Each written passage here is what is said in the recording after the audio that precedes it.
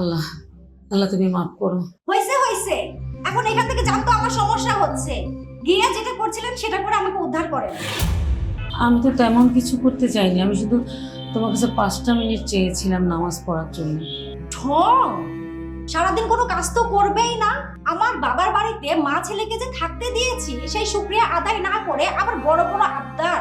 আমি তো তেমন কিছু চাইনি মা, আমি শুধু নামাজের জন্য একটু সময় চাইছি। আর তোমার বাবার বাড়িতে তোমাদের উপরে থাকছি খাচ্ছি মানে, আমার ছেলে তো চাকরি করে, আর আমি তো তোমাকে কখনো কোনো কষ্ট দেই না। আমার কোনো কিছু লাগলে, কোনো কষ্ট হলেও তোমাকে বলি না মা। দেখেন, আমি আপনাকে নামাজ পড়তে বাধা দেইনি, আপনি যান বারান্দায় গিয়ে নামাজ পড়ুন। আর আপনি আমাকে ডিস্টার্ব করছেন কেন? আপনি যদি এখন না যান, আমি আপনার ছেলেকে এখনই ফোন দিয়ে বলবো আপনি আমাকে ডিস্টার্ব করছেন। থাক মা, থাক। আমার ছেলেটা এমনিতেই চাকরির কাজে, অফিসের কাজে অনেক ঝামেলা থাকে, ওরে কল দিয়ে আর ডিস্টার্ব করার দরকার নেই, এমনিতে অনেক কষ্ট। থাক।